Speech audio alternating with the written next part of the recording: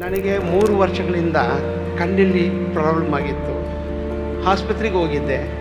ಅಲ್ಲಿ ಅವರು ನನ್ನ ಚೆಕ್ ಮಾಡಿ, ಇಲ್ಲ ನಿಮಗೆ ತುಂಬ ಅಪಾಯವಾಗಿದೆ, ಕಣ್ಣಲ್ಲಿ ಇಂಜೆಕ್ಷನ್ ಹಾಕ್ಬೇಕಂತ ಹೇಳಿದರು. 10 ನಿಮಿಷಕ್ಕೆ ಡ್ರಾಪ್ಸ್ ಕೊಟ್ಟರು. ಆಮೇಲೆ ನನಗೆ ಕಣ್ಣು ಒಂಥರ ಏನದು ಸರಿಯಾಗಿ ಗೊತ್ತಾಗಿಲ್ಲ. ನಂತರ ಇಂಜೆಕ್ಷನ್ ಕೊಟ್ಟರು. ಕೊಟ್ಟು 1 ತಿಂಗಳು ಬಿಟ್ಟು ಬನ್ನಿ ಅಂತ ಹೇಳಿದರು.